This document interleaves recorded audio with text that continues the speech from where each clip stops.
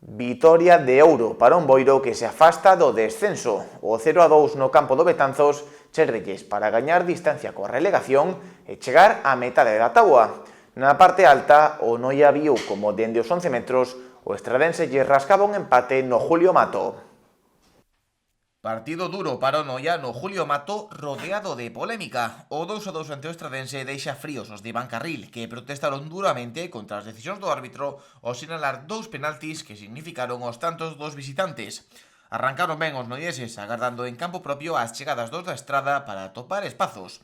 Hugo Losada abriu o marcador a media hora logo dunha gran saída de balón. 5 minutos despois, foi Axel Sánchez quen dobrou a diferencia para o 2-0. Cando parecía que ese sería o resultado co que irían a vestiarios, o colexiado sinalou pena máxima por un contacto de Paco Allo na área noiesa. Víctor Gamarra non errou e recortou distancias para o estradense.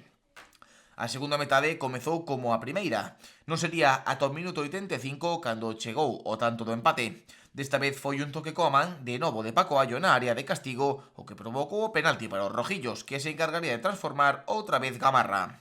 Un 2-2 que deixa malestar nas filas noiesas ao non considerar xustas as decisións arbitrais. O punto servelles para non perder forza na loita pola fase de ascenso e para deixar case certificada a permanencia. Pola súa banda, o CD Boiro deu ante un paso de xigante na loita pola salvación. Volveu do campo do Betanzos con 3 puntos de euro que os afastan dos últimos postos. O comezo do encontro foi inmellorable, adiantándose os de Tizón aos 3 minutos cun gol de Iago García. Pouco tardaron en celebrar o segundo tanto, obra de Dani Pedrosa aos 20 minutos, rematando un gran centro lateral. No resto do primeiro tempo, os boiristas deron paso aos xogadores do medio campo, sen ter moitas chegadas perigosas. Si as houbo no segundo acto, aínda que ningunha delas se chegou a materializar. Co pitido final, vitoria e 3 puntos de volta para Boiro, que serven para gañar marxe ao descenso. A loita pola salvación segue tendo moitos equipos implicados e as vitorias esta semana de Bárbadas e Atlético Arteixo deixan as exixencias máis altas aínda.